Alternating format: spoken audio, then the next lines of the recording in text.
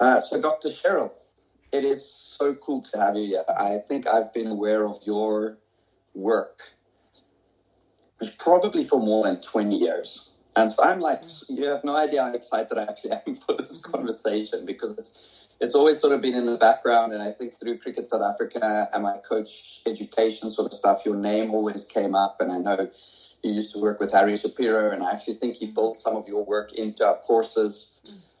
And always thought I want to have a conversation with you at some point in time. And so I'm really excited to have you here with me on the podcast. Cool. Thank you very much. Lovely for me to be part of your podcast. So probably 20 years. It sounds all right. But yes, happy to discuss and have a good conversation with you. Cool. Maybe so that everybody knows, right? Like, what is it that you do? What is it that Dr. Sherylle Calder does in the world of sports?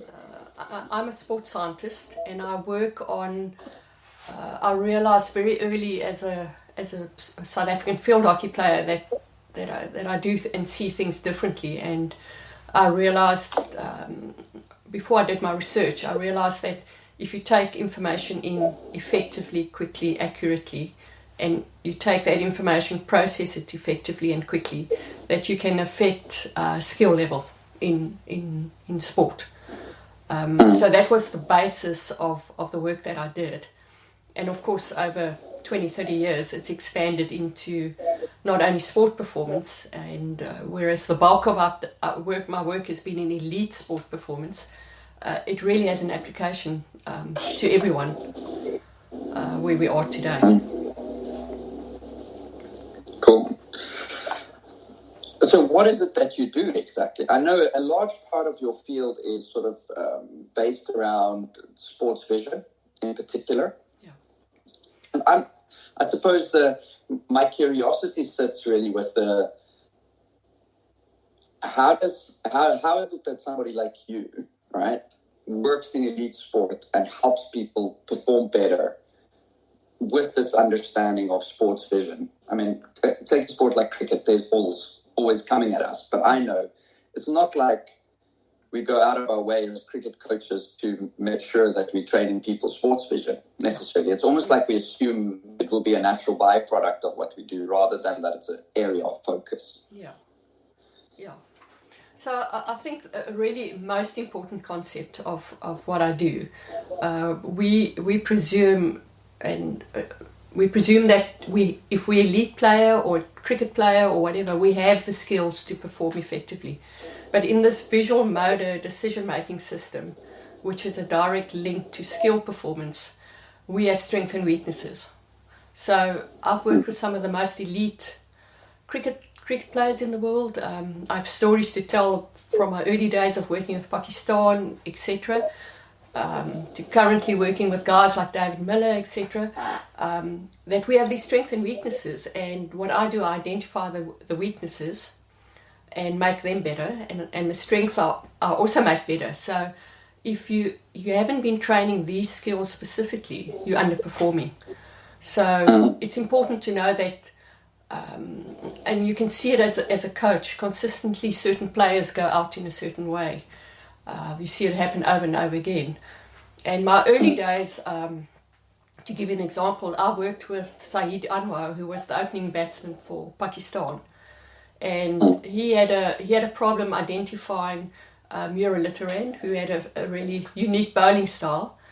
And then what I did with him, I taught him or coached him how to use his visual system to be able to know when to look, how to look, what to do, and how to respond. But with that, I also made sure that I gave him the iGym program to make him fitter to be able to handle what happens to him on the field.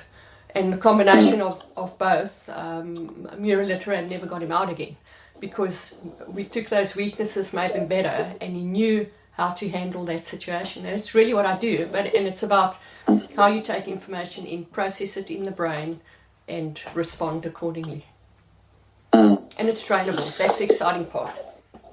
Yeah. Is there a way to get more practical with that? So you use sort of things there like when to look, how to look, what to do with the information. like what would the nuts and bolts be of that? I think probably the most important thing, that system needs to be fit just like any other system, just like your physical system. The visual motor system needs to also be fit enough to handle conditions. And that's what I did. I then created a program called iGym, where initially it was only for the elite players that I dealt with, and I gave them a training program just like a physical trainer will give a training program, or a coach, or a S&C conditioner, etc. I gave them a training program to train how you take information in, process and respond. And once that system is fit enough, then you can expect the player to perform to an optimum. But I think in general coaching, we never identify those strengths and weaknesses, and the player will always do what he always did till you find that little edge in his game and escalate that. I'm sitting here and I'm thinking, so as an example, right? I don't know if this fits with your work or your understanding, right? So I learned about the concept of vision, decision, action years ago, which led me to creating a drill, right? So one of the things that we do in cricket, obviously, where the sport I coach predominantly, is a batter needs to be able to pick line and length. Yes. And a huge part of that is how they see the ball, Right. and then how they make the decision on whether they got to move forward or back, and then the action of actually physically doing that. Yeah. And I recall at the time we had in our coaching manual, we had sort of drills, and I think part of these were inspired by you, right? So like have your hands sort of apart, and then you move your eyes from side to side, have one finger in front of the other and focus a little bit further and focus nearer. I never understood the relevance of that, right? So what I did was I created a drill. I struggled with the relevance of that, and perhaps you can educate me a little bit, right? Because I always thought there's no ball involved here, and I hear what you're saying, that it's like a muscle that we can train, so maybe that's part of it. I created this drill where I would stand, say, 3 to 5 meters away, depending on the skill of the cricketer. And I thought, well, they've got to see the ball released out of the hand. So I would throw them a ball that comes directly at them, and then throw one that bounces, and they just had to move their feet forward and back, essentially. But more from a catching position, not a batting position. And so we trained, in my mind, in my perception, the ability for their eye to see the release point. See if the ball sort of slightly higher or slightly lower, and then make the decision to move forward or back. Yes. I don't know if that, like, how that fits, all of that, right? And where that maybe takes your head. No, that absolutely fits. It's absolutely correct. But the assumption we make as coaches, we presume that all players can do that. So if you're a cricketer, you should be able to do that. So, and what I'm saying is I need to get him fit enough to be able to do that. But one guy would be good at that, one player would be good at that, the other player wouldn't. And, we need to then take that system and equip it to be able to handle that situation, which is a real situation that happens in cricket. I mean, reading line and length involves a whole lot of visual motor skills, the ability to follow, the ability to saccade your eyes, the ability to judge where the ball is in space, etc. And then you can read it out of the hand, and there are a whole lot of... Now, if you put all of those stuff together, it's easy. It makes it easy for the guy to play the shot, the player to play the shot. But we just presume they're good at all those skills, and they aren't. And as I said, even the best players in the world have these strengths and weaknesses. So it means we can make you better than what you are. So I mean... I recall, right? So if you think back of working with the English rugby team, which I know you helped them win the World Cup, or at least that's how I think about it, right? I remember reading an article at the time, and I might have it completely wrong, but I remember reading an article about you at the time where one of the things that was sort of mentioned with that was eyes wide, okay? And so I don't know if there's any relevance in that at all. That's the only thing that's stuck in my head from that article. Yeah. And so I suppose my question leads to maybe more, how different is visual skills and sort of this ability to take in information, make decisions about, how different is it from sport to sport? Is it something that's fairly similar across sports, or does each sport have like, so if people are listening and their child's maybe playing football or rugby and they're playing cricket and then they maybe be doing a bit of tennis, is there like differences in the system, or is it sort of similar across the board or not? Or how does it all work? Yeah, that's a really good question. In my research, I showed that it's about the individual. And when it comes to the sport and the position he plays, etc., you can fine-tune it. But everyone has a unique visual motor system. And that is based on by the nature of how you grow up and things you do. So I'm a big advocate of kids playing outside and learning all these visual motor skills. So I did in my research, in my PhD, I researched different sports, and the most important thing that I came across, that it's about, you need to coach the individual and not the sport and not the position. However, in my consulting work, I could teach you as a fly-half. If I tested your visual motor system, I can teach you how you can play best in your position with what you've got. And depending on positions, yes. So it is different in different sports, but end of the day, it comes down to the individual. And I can make that individual better to be equipped for whatever he plays, whatever sport he plays. But you need to know a little bit about the sport, because I do a lot of on-field consulting, and I need to know why and where and what of the sport and of the position. But it's about the individual, really. Yeah. Is it about, and I don't know, right? If I work a little bit with a football academy in Cape Town, more from a mental point of view. I support the athletes. Yeah. And I've had to go there, and I know nothing about football, right? I'm like, and as much as I know there's large football sort of support in South Africa for things like the English Premier League and things like that, personally, I'm a complete newbie to it. And so I quickly realized that there's a huge differences, right, between what we would say coaching cricket and how we would want an athlete to move or even think at times compared to football. For one, a sport like football is way more team-orientated than a sport like cricket. Cricket is more an individual playing in a team sport, where football is you've got to move as a unit and you've got to sort of really work as a team, otherwise it doesn't work. If you talk sort of about the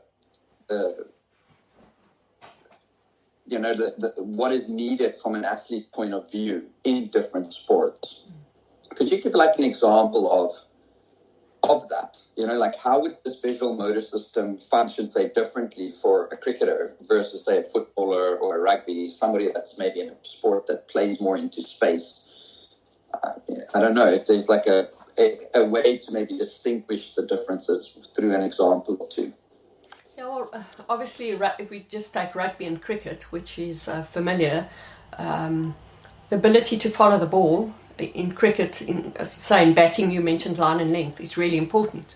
So if that ability to track is not up to standard, you're not going to perceive the ball correctly in space. Now in rugby as well, I mean, high balls been kicked on certain players. Some are better at it than others. They also have to track the ball, so that skill is also important. And then if you want to go just extended of where iGym's almost doing a lot of work, the ability to track is also important for reading skills. So it's also important for the kid to be able to read effectively. So it really has a relevance depending on what you're doing. In rugby, timing of tackles is important, and we often say, oh, that guy missed the tackle, or that was a great tackle. And we've got lots of examples where now with the Sevens girls who we're doing some work with, Springbok Sevens, with a couple of the girls, I spoke to one of them this morning. She just said she made a double tackle, And I'm like, okay, explain. And she says she normally used to just make a tackle and made a tackle. But while she was making the tackle, she saw that the ball was being released and she actually got up and made a double tackle. And she says previously she never did that because she was just focused on what she was doing. So their peripheral awareness played a role, the ability to judge played a role, and then most importantly what we work on, the ability to make a decision under pressure. And that's really involved in general life. It's involved in getting in your car and driving home. It's involved in cricket and rugby or, whatever sport you're involved in. So us as human beings, we need to equip ourselves to perform these skills better. And at the moment, we're actually doing the opposite. So overuse of smartphones is busy deteriorating young kids' reading skills, comprehension skills, a cricketer's ability to judge line and length, a rugby player to be aware of someone coming on his peripheral, so it has a role for each one of us in not only in sport but in the world we are today. Is there like as you're explaining that, I think like if you drive in a car, sometimes you drive and you almost like have an awareness that there's something behind you, even though you've not seen it necessarily. At the same point in time, my head sort of thinks about when I was learning to snowboard for the first time. They would always tell me, look where you want to go. So if you want to turn, the first thing you do is to look there. And it's almost like then your body follows that rather than trying to turn somewhere and you don't even know where you're going. Yeah. So that's sort of the sense I get. That's sort of like, as you're speaking there, that's like the sense I'm getting. Like there's, when we train these things, we become better at using our eyes to give our brain the information to know what to do, essentially, or make better decisions. Exactly. But there's the old adage that was used in sport many years ago, the eyes lead and the body follows. And that is true, like you were saying with snowboarding. So yes, I mean, the visual system is important. So imagine the visual system the eyes giving you the inaccurate or slow information. You're always going to respond slow and inaccurate. So, but the brain also needs to process that information quickly. And we work on that aspect as well, on how quickly you can take this information and give it to the body. So it's not only the eyes, but it's what happens in between and how the body responds. So we work on all three of those aspects, and then of course on decision making under pressure. So it's a combination of that makes you perform better. Yeah, I have found that decision making isn't something that gets coached a lot, and I don't know if you found that too. I'm certainly aware of that from my own perception in cricket. Right, cricket often just gets so much time spent in a net perfecting a shot or a technique, and very little time is actually spent on knowing how to use that technique, knowing when to use that technique, knowing, I always equate it to like a hammer. Yes, the hammer hits up and down, and you hit the nail into a piece of wood. Yeah. But sometimes you need to hit a tiny nail into a piece of balsa wood, and it's like a tiny bit. And sometimes you need a big hammer to hit a big nail into a big piece of wood. Yeah. So that ability to know when and how to use certain skills is important. And it sounds like your work really supports that understanding. It's not so much about how do I hit the cricket ball, it's about the ability to make the decision correctly around more the when, I would say. When is the right time? Yeah. And maybe the where. Where do I need to go? Where do I need to move? Where's the opposition? Exactly. Yeah. You can have the best skill in the world, but if you can't make an effective decision, it's not going to help you at all. And iGym, in a 10-minute session of iGym, you would make about 500 decisions based on something you've never seen before. Not based on what you think you see, not based on what you think you're going to see, based on what you haven't seen before. So if we train you to make a decision on the unexpected, it just heightens your performance immediately. So it's a very important skill. It's a trainable skill, but it needs to be done many times and at a level which keeps pushing you, because you get better at what you do, and iGym just pushes you. Once you think you're good at this, the next level pushes you to another level, and you just keep improving all these see, process, respond, make a decision all the time. Yeah. Okay. How do we train this if we don't have access to your... I mean, I think like in cricket, there's all these little drills that we do, you know, like 2 balls, drop them at the same time, and that's normally sort of said to be a peripheral vision drill. There's the stand with your back to the person that's going to throw the ball. They maybe say a word or something like that. You turn around, they throw you different color balls. You catch the one. That's a reaction type of drill. Is there a sort of a good or better ways to integrate this into sports performance, or is it better to treat it, by the sounds of things, and maybe I'm using the wrong word here, a little bit more clinical, a little bit more sort of separate from and improving it away from your performance environment, kind of like how you would go to the gym. Yes. Essentially, I go do my strength and conditioning, and then I take that onto the field. Exactly. Or is it better to maybe integrate it in a way into everything that you do? You can integrate it if you know that the players are equipped to do it. If you know that those skills are up to standard. But as I said, we're all different, and we all have these strengths and weaknesses. So even if you do, say in a training session, you do 10 of those ball drops or whatever with me, it's not nearby what happens in real sport. So we need to train on a level which simulates what happens on the field. So, and you took the words out of my mouth. If you want to be stronger, if you just do stuff on the field every day, it's not effectively going to help. You actually need to go into a gym and do it there. So it's a little bit uncharted still in the world, but you need to train it to make it better. As simple as that. If you don't train it effectively, you're not going to perform effectively. So if you're motivated enough to be better than what you are, you need to find a way of training it effectively. Yeah. I mean, I can 100% see the sort of, I think I alluded to it at the start, and you sort of mentioned it again, that it's a little bit of an unexplored area, right? It's an area that, to me, I think your field, especially with this stuff, sits in a similar place as the mental performance space. Everybody knows it's important, but not everybody knows how to engage with it. Not everybody actually says, I want to go seek out and improve this part. Even if it gives me 1%, I'm going to try and optimize in another area of what I'm busy with.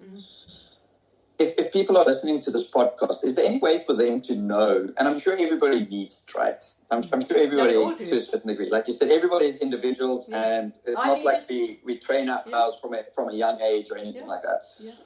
But is there any way for them to know that they seriously need it? Is there like common things that would be alarm bells for you to say, okay, this is like some serious case here. We need to actually get you to invest time in this, versus somebody who might listen here and go, I might actually be okay at this. You know, like how would they know? Yeah, you're not okay at it unless you've trained it specifically. As simple as that. We all need it. If you wanna perform better than what you are, and you haven't trained this, you're underperforming. If you in any way use a smartphone during the day, which is close to your eyes, losing awareness, losing judgment, losing eye movements, etc., which we need in everyday life and in sport, if you're doing that at all, you need to train these skills.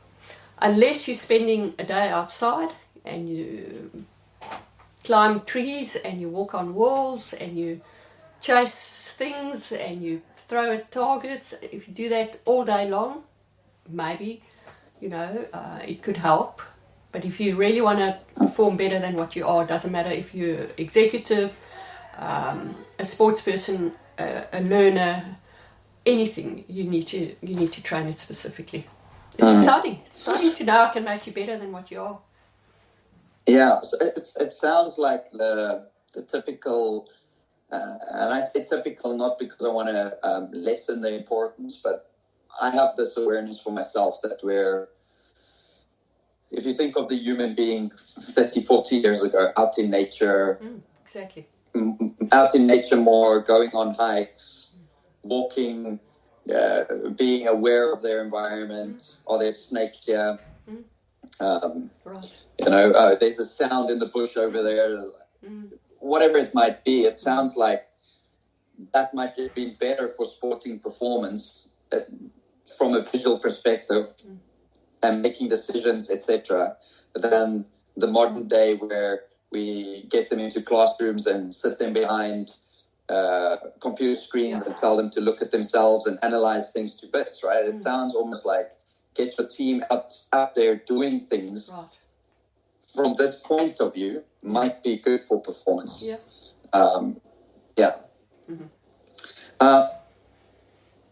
I had a thought. This normally happens in the podcast that my mind drifted away from me. I wanted to know if let me just find it again. If it's gone. It's completely gone. Oh, there we go. I found it. Is there like, if we had to say, think of a cricketer or a rugby player or a footballer, is there, and people in general, is there like a tendency for certain visual skills to be sort of a common not good amongst people, right? Yeah. Or I know you said everybody's an individual, but is there like I think in the mental space, as an example, everybody at some point in time struggles with a sense of their identity, right? And that's like an important thing. Like it's super important how you define that for yourself, whether you're a batter that only buys into an idea that I'm batting at number 4 and nothing else matters, or whether you see yourself as a specific type of person and now a coach doesn't play you in that way, you know, it's always a thing that comes in. Is there like one or two things that is like it's a general tendency that definitely needs work in most people? Probably not. If I have to speak generally, if I have to talk about the era that we're in at the moment with digital devices, definitely the ability to judge is deteriorating at a very fast rate. Definitely the ability to read. You mean like depth? You mean like judge depth? Yes, where the ball is in space. Yeah. You know, in cricket would be play the ball too early, you know, or play it too late. That ability, definitely that, and definitely our awareness of what's happening around us. Because when we're on a smartphone, we're in here for average of 6 hours a day. So you're training in here. So how do you expect to go out and, you know, perform in this area, which happens on the sports field? So in the modern era, definitely depth, definitely awareness of what's happening in your surroundings, and be able to respond to it. And be able to make good decisions, respond to it.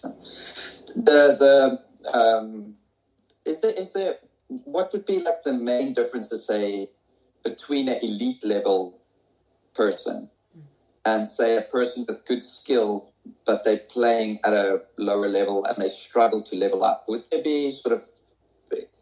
be things that, you know, is it just as simple as, you know, maybe that elite athlete sees better, makes better decisions, you know, their system has been trained in a more efficient way and that allows them? Or could a person at a lower level have a very efficient system and other things that affect them to not step up? I don't know if that question is like very clear.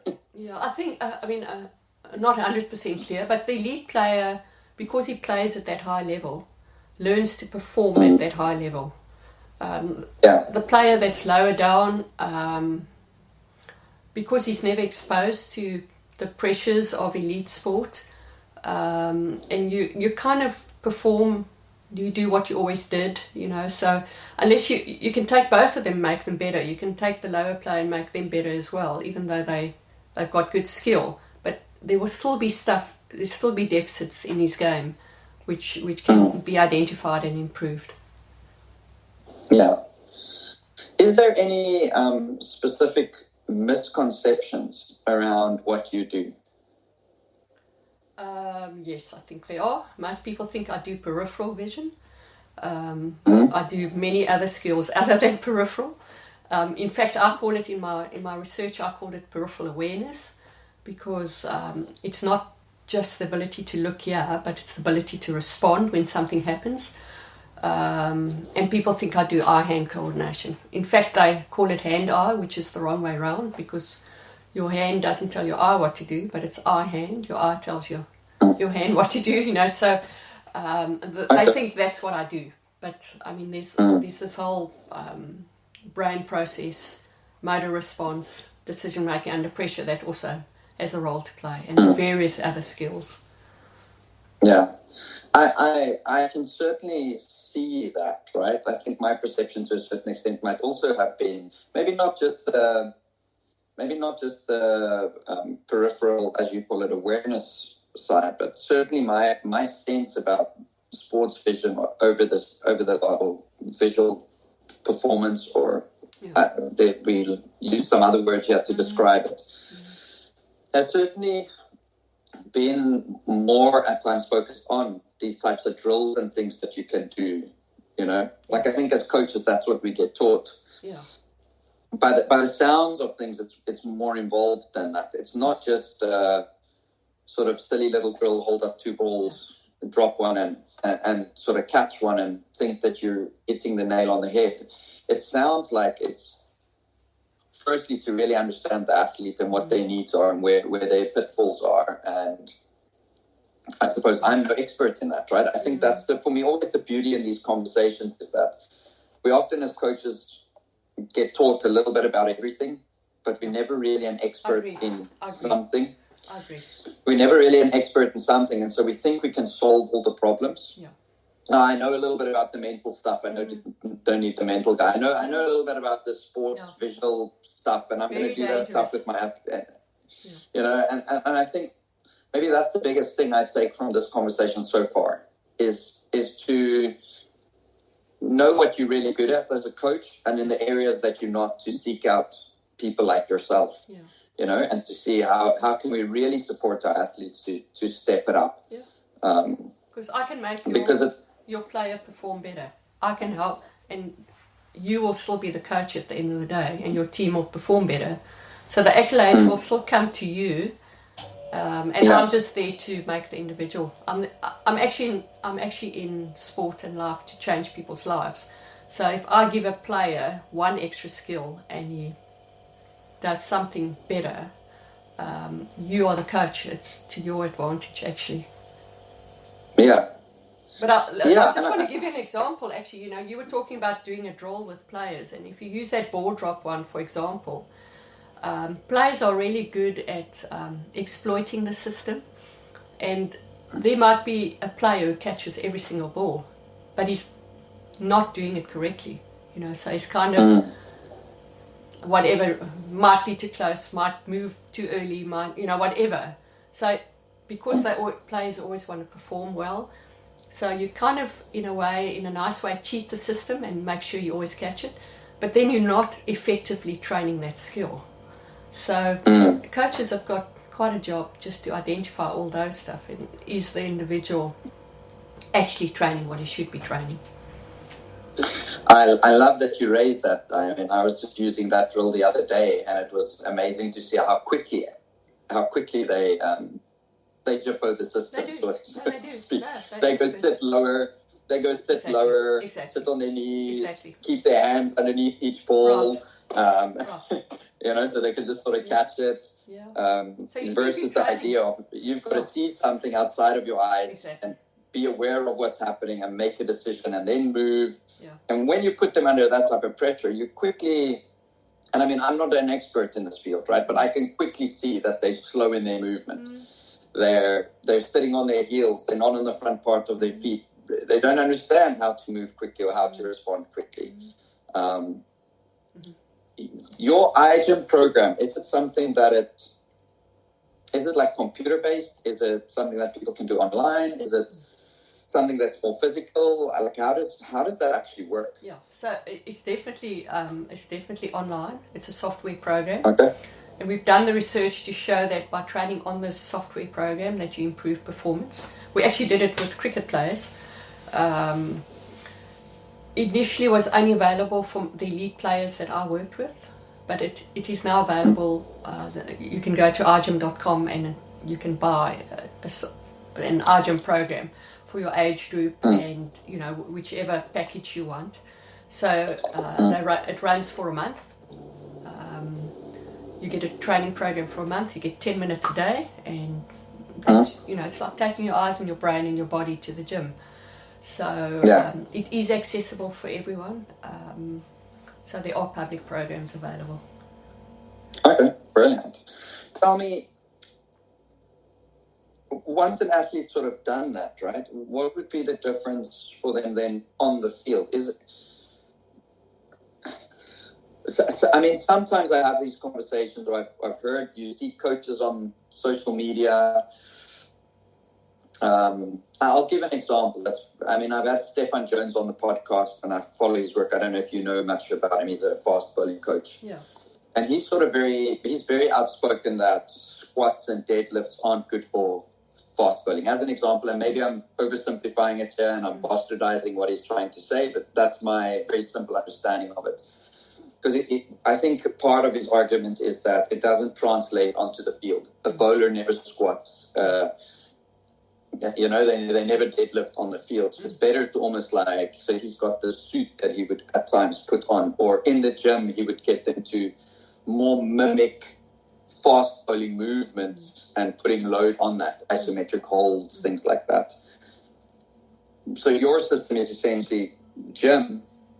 How does it get athletes to translate that 30-day program to what they do on the field? Is there sort of help with that, or is it sort of just because we train this, you are better on the field? So what I've done over the years, what I've learned, what I think players need, I've simulated into these training drills. So there are numerous training drills. They train various skills, and it pretty much simulates what you do on the field. So it's taking what you use on the field and simulating it and making it better.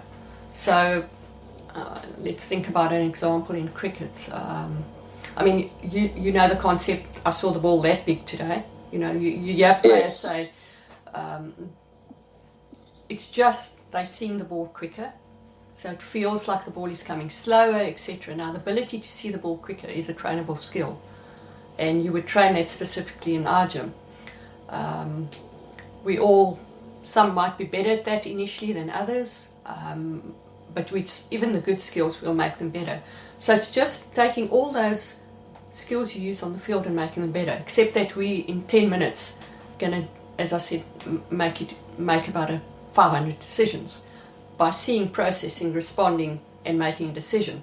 So if you it's a kind of overload principle, and at a level which is higher than you experience on the field, and that then carries it over onto what you do on the field. Okay, makes sense. Makes sense to me. It makes sense in the sense that I suppose if you're learning to write by hand in school, you'll have an idea of how to type on a keyboard. Essentially, that's sort of how I'm making sense of it, right? And maybe there's a bit of crossover between, like, if you have to type on a keyboard, there might be a bit of skill that you need to learn on the keyboard, but you'll be able to do it. Yeah. There'll be and I don't know, maybe I have it wrong. So it's like I'm learning this thing in this iGym online-based program, and then I can take that ability into my sport. And it might take a little bit just to learn and integrate it, but it's actually quite easy, and it's sort of something that happens maybe quite naturally. Yeah, we've done a lot of work with young kids with ADD, ADHD, learning problems, learning in general. One of the feedback we got is their handwriting is better. You know, so you know, that sort of correlates with what you've just said. So it's trainable at the end of the day. Yeah, and I think most things are, right? Most things that we would say, oh, this player just has a naturally good eye, and we or he has natural talent and ability to hit the cricket ball or kick a ball or whatever. I think most of the time, most of those skills can be trained. If somebody's just willing to put in the work, put in the effort, they can teach themselves how to do and perform better and play better. Yeah, absolutely. That's exciting, isn't it? Yes, you're not born with these skills. They're trainable. Yeah. So if you can be, you put everything together, you can be as good as you can be to perform in whatever environment you're in. Not only sport, but whatever you do. Yeah. I mean, with it being maybe a little bit more fringe, and I say fringe, even though I think it's same as with mental stuff, I think it should be like really primary, because any sport really, I know the Paralympics is on the go, and I know there's like visually impaired people and they can do certain things. And wow, what a challenge that must be for people whose eyesight is hampered in some way to go shoot at targets and things like that. Yeah. But most sports, for most healthy individuals that are seeking a career path in this, the eyes are something that you use. And I think, I'm hoping what this podcast does is it exposes to people that there's this part of performance that is maybe less explored than it should be or could be.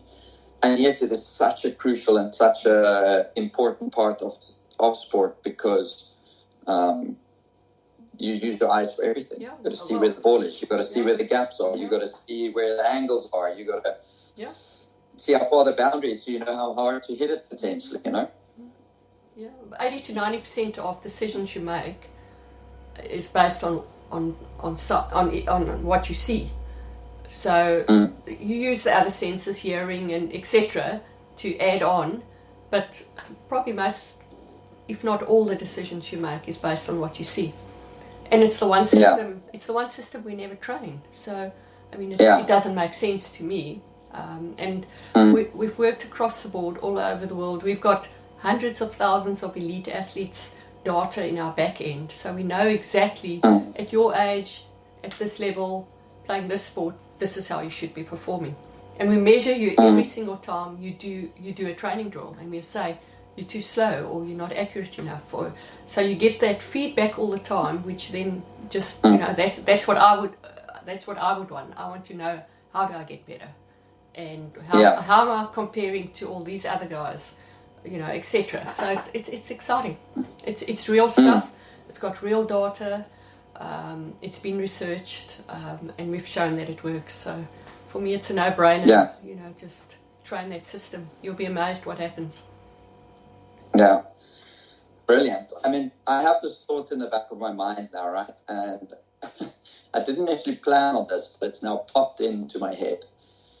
I'm aware of, there's this Chinese proverb, maybe to make the sort of angle that I'm coming from here a little bit easier to maybe convey, is the Chinese proverb says, where you look is what you'll see. I don't know who said it. And so I use that, say, from a mental point of view, that if you look at a situation that comes across your life, and you look at it as something that's threatening you, right? And it might not be the physical mechanism of your eyes, it might be how you mentally view things. Yeah. That you will have a different sort of engagement with that thing that's come across your life than if you go, hey, this is a challenge I need to overcome. If you look at it as an opportunity, right? In a simple way. Yeah. I don't know if through your research you have found that there's a correlation between, say, that type of mental approach and how that physically plays out in their ability to see or not. So if somebody believes that they're not a good seer of the ball, does that have an effect, or is it really just something that you can just work on the skill and you will, get the benefit?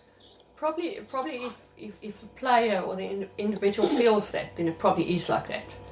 But no one ever finds the way to make that specific skill better. So it's always going to be a deficit and a killer of confidence, if you want to call that, because you always think you're going to go out in that certain way. We see it happen. You can watch cricket. You can see it happen regularly to certain players. So it would always be a deficit. But if I make it better, and if the player feels he's doing it better, then he gets confidence, and the better he does it, the more confident he becomes. So yes, of course, it has a role to play. Yeah. Okay, yeah. So I mean, what I'm hearing is, maybe I'll put it in a little bit of my own words, just my own understanding, is that if player, I think you use a better example than I gave, right? Mine was a bit vague, but if a player sort of consistently gets up in a certain way, they could build an idea about themselves and their game that says, oh, geez, this just always happens to me. I just always get out in this way. That ball on my legs, I always struggle with it. If it comes at a certain speed, I just can't. I was like that as a cricketer, to be perfectly honest. I had no access to iGym, and I started way too late in my mind with the game. I only started playing at the age of 13, so I feel like I was always just a little bit behind. But I would have that. To this day, I have that perception about myself, that if the ball gets to a certain speed, I'm just like, I bomb out. My body just can't catch up with that. Yeah. But then that belief keeps reinforcing this idea about myself, and that's, as a coach, I don't want any athletes to be like me. I think that's the worst place to be, because I had that experience. But what you're saying is, if we can just train the skill, then maybe I can start going, hey, when the ball comes there, or when it is like this, when it's fast, when it's on my legs, when in another sport, when a player moves quickly, or, I think they're in one place, but all of a sudden they're in another, and it just always catches me by surprise. And I don't really know what to do in those moments. That through your type of work, we can actually get better at that. We can actually start going, oh, hang on, I can see the ball now. Yeah, I can see that movement. I can be aware of something that's happening on the field. Yeah, I regularly have players coming back to me and say, you won't believe what I did. I'm like, but it's right. It's what you should be doing. Or this happened to me today, or etc. So you need to actually change that physical ability, visual motor, physical ability, to make it better. And then maybe I should just add one. While you were talking, I was thinking about it. That system, the eye-brain system, fatigues just like the rest of the body. So if that system is unfit, and cricket, you play for longer time than many other sports, that system fatigues. So your eyes do get tired, and your brain does get tired, and your concentration does waver, etc. So by training iGym, you just make that system fitter. And then one of the great offshoots is the ability to concentrate better. It trains concentration every single moment you train iGym. It's training that. And that is also has an effect on performance. So how do you train concentration? It's one of the hardest skills to train. But so all those things have a role to play as well. I mean, let me put it this way, my biggest realization in the mental performance space is that if you have the ability to focus on the right thing at the right time, inevitably you enhance performance. So mentally it would be, I'm worried about the scoreboard rather than watching the ball. Well, what we're essentially saying, when you're watching the ball, are you watching the ball in the right way? Are you focusing on the right stuff when it comes to watching? Exactly. And so I can completely 100% get that. I mean, I often describe to people like your brain sits inside a black box. Essentially, it can't. If you close your eyes, it's blind, right? It's just dark. It can't hear. And so the only way that your brain can make sense of what's happening around you is through things like your eyes, and the fact that it's got this whole visual system that then connects to your hands and your feet and your legs. Yeah. And so it's such a critical, I think, component to sports performance.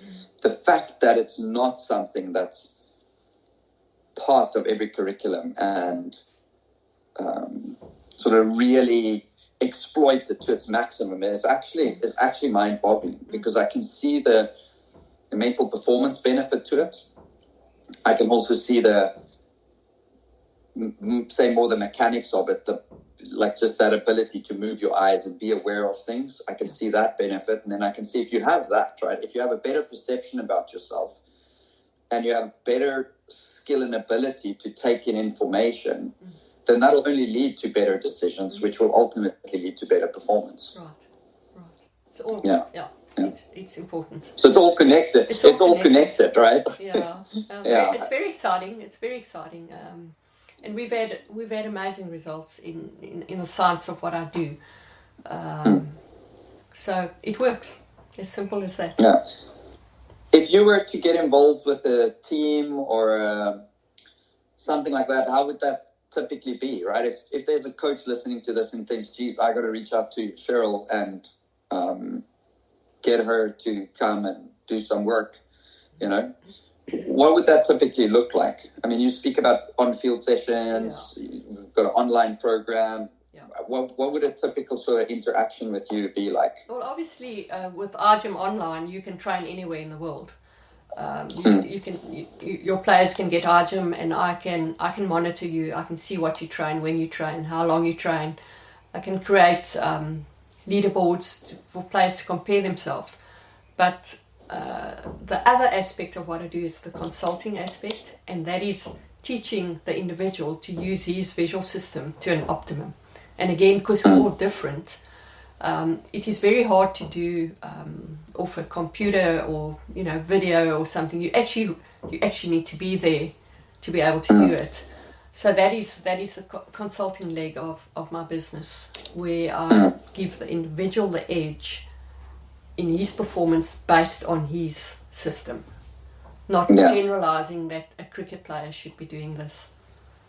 So okay, that makes sense. So if you were, say, to get involved with a cricket team at a school, then it would be you essentially going, and if it's more along the consulting line, then it would be sort of spending time with each individual. I'm sure you have ways to test and measure and whatever. Yeah.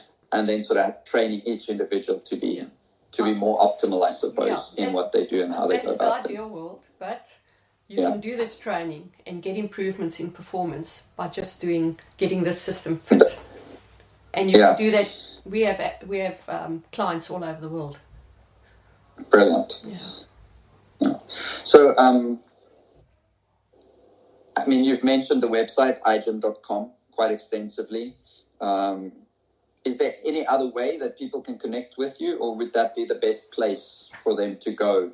Yes, it's probably the easiest way. You can email through there. There's a support at iGym that you can email, and we'll always get back to you straight away. Okay. So it's probably the best place to go. Yeah, brilliant.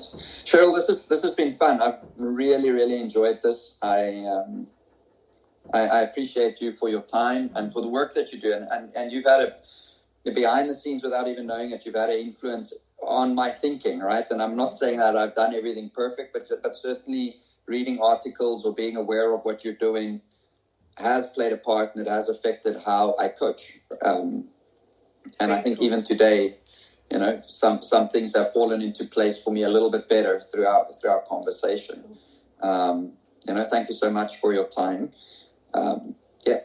Very cool to know, and thank you. Cool chatting to you. Awesome. Hopefully we'll catch up again. Yeah, perfect. Maybe next time I'm in and around your environment, I'll let you know, and then we can go grab a coffee if you're available. For sure. Cool. Awesome. All right. Thank you so much. Thanks, Sherylle. Okay. Cheers. Cool. Cheers. Bye. Bye-bye.